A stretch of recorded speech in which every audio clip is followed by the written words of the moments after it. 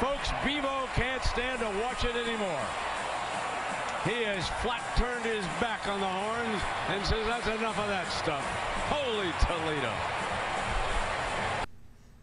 I guess my shirt is even more appropriate this year than last year.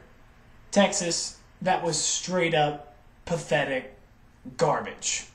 If there was any indication as to which team was clearly superior and which team was clearly better, scoreboard 55-17. Wow.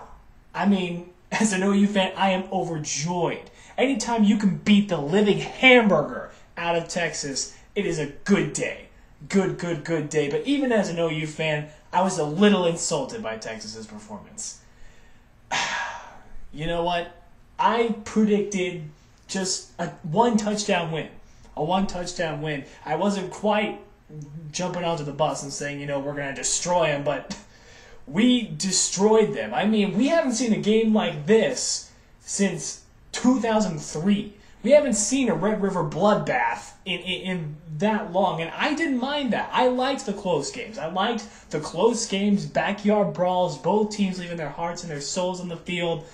But this OU team was having none of that this year. They were not going to let the Texas Longhorns derail our quest for the ultimate goal, which is the national championship, and that's just one more step on the way. Oh, wow, there's just so much to go around, and I want to talk so much trash to Texas again after all the crap I went through here on YouTube in 2008, 2009, but I almost feel bad to do it because this was just a complete blowout win. Texas made it competitive for about a quarter, and then once the offense got going, it was all over with but the crying. Now, for the most part, like I said, they kept it competitive. They held us to 2 field goals, so give them their props. Manny Diaz did exactly what I thought and said he was going to do right then and there. He was going to try to bring the kitchen sink with all these different blitzes, and that was just where Landry Jones shined right there. I mentioned it in a past video that I am just seeing this new ability that Landry has gotten where he's just able to get lightning split-second passes off. He wasn't afraid multiple times. A Texas defender would break through and run right after them. Landry doesn't blink. He gets the ball off on one play in particular. Keyston Randall just overpowered our center, and like I predicted he would, because Randall's a great defensive player, and was coming right for Landry. Landry doesn't bat an eye. He just gets it off to Jazz Reynolds for a crucial 3rd and long conversion right there. And I mean, Sooner fans, give credit to Gabe. You gotta give props to Gabe. Gabe really held up and gave it his all to play for Ben at center. For the most part, this offensive line played fantastic. Landry Jones played within his entire comfort zone in the pocket. Sometimes he had enough time to make a peanut butter and jelly sandwich and then throw the ball.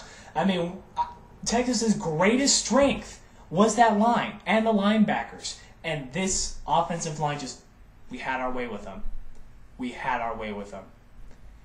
Give props to Gabe. Give props to the offensive line. Give props to Landry Jones, who just had a fantastic Heisman showing in this game so far.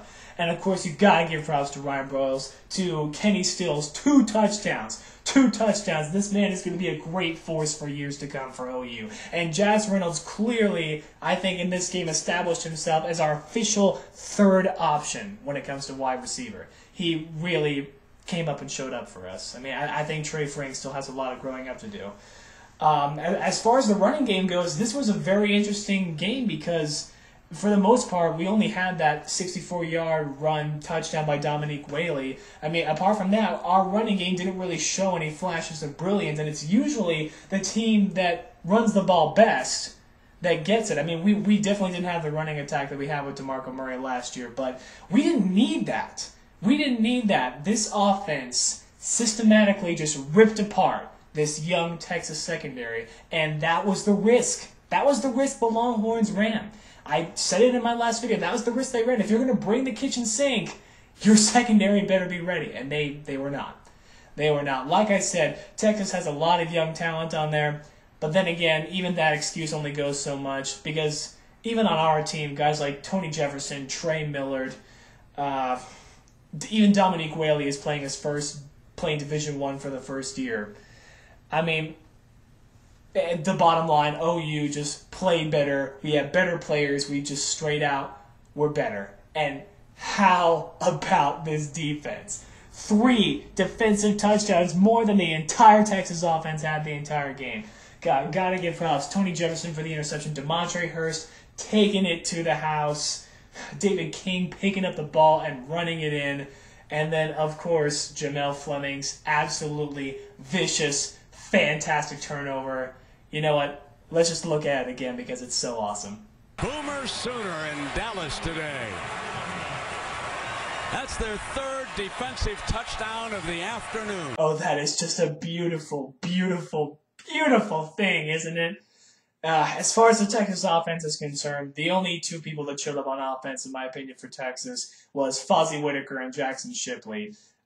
Clearly, Case McCoy, David Ash, they were not ready for this game by any stretch of the imagination. They never gave up, credit to them, but they sure as heck were not ready for this game. Malcolm Brown really wasn't that much of a factor. Now, like I said, there is a lot of young talent on this Texas team. Like I said in my pregame video, I see Texas being in our position about 2 years from now. I mean, all that young talent is going to grow up, so the next year's game is just going to be night and day compared to this game. I'm already predicting that right now, but this is just a straight-out blow-up, just blowout. And Brian Harsin, I sure hope you enjoy that egg on your face. I sure hope you enjoy that, because your Boise State days are done. Your little trickeration plays, look how well those work today. End around. And tripped up at the 22-yard line. Aaron Colvin rolled in and Anye Boulay. And Whitaker in the Wildcat. Here comes the throw off the end around and ready for it. Shipley goes down. Play was successful earlier this year, but not against this defense. Speaking of which, is trickeration even a word? I really don't think it's a word. And if it's not a word, I really think ESPN broadcasters should stop saying that. Let's just call them trick plays. But, guys, what a complete dominant performance. Lander didn't turn the ball over at all. Just what a complete dominant performance. Bloodbath. Give credit to all the guys on the defense, not just the ones that took it back, but to Frank Alexander. You gotta give props to Casey, Ronell Lewis, Tom Moore, Travis Lewis, of course. Aaron Colvin really showed up for us today. Guys, this game was complete. Just complete. It wasn't even our best game. We had some discipline problems with penalties, and we dropped a lot of passes that we really shouldn't have. This score could have been a lot worse had we not made those mistakes. But guys, this is just a complete confidence statement game going on to the season. Now, granted, we haven't moved at all in the polls. We're still behind LSU, Alabama, whatever. In my view, whatever. I don't think LSU and Alabama had any more impressive wins than we did this weekend. But the advantage goes to us because all we have to do is keep winning, guys. We just have to keep winning. LSU and Alabama have to face each other eventually, and they'll knock each other out. We'll just move on up. We just got to keep focusing on winning. I mean, I missed the memo where if teams win, they drop in the polls. I missed that memo.